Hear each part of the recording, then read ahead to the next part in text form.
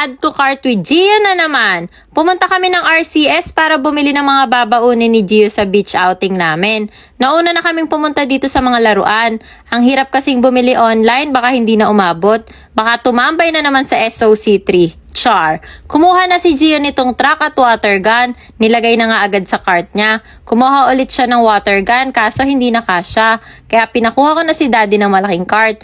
Bumili nga din pala kami ng iba pang beach toys. Bumili nga din pala ako ng neck floater ni Jazz. At hindi ko na alam kung ano pang mga nilagay ni Gio dyan. Niyaya ko na dito sa mga pagkain. Nakita nga pala agad yung stiko kaya may pasayaw-sayaw pa ang bata. Namali pa nga ng unang kuha. Pero nakita din naman agad niya yung stiko. Kaya ayan, add to cart. Palipat na kami ng kabilang lane pero nakita tong breadsticks na may stickers. Kaya kumuha na rin siya. Kukuha na dapat siya ng nips kaso bigla niyang naisip na hindi nga pala violet yung gusto niya. Pero nakita naman niya tong nips na kulay orange. Kaya ayan, in-add to cart. Hindi ko alam kung ano yung isa niyang kinuha. At pati na rin niyang isa, hindi ko din alam kung ano. Mukhang pati siya hindi niya alam kaya nagdadalawang isip pa ilagay sa cart. Nakakakonting andar pa lang kami, may nakuha na naman. Nips naman na color blue, yung pa-triangle na pack. Aba, may pagbaling pa. Kumuha na naman po siya ng breadsticks. Kumuha na nga rin pala siya nitong mini Oreos. Chinek pa nga ulit kung meron pa, kaso isa na lang talaga. At kumuha na naman ng breadsticks. Hinihila na naman yung cart at ayan, may pag-ikot pa. Kumuha siya ng Oreo na brown. Pinakita pa niya sa akin kasi alam niyang favorite ng mommy yan. Ang dami na daw laman ng cart niya kaya tinuturo niya dyan. Oo nga anak, nakakadami ka na naman. Kumuha na siya ng isang pack na tiger. Kaso may dumaan kaya ayan, napakuha pa ulit ng isa.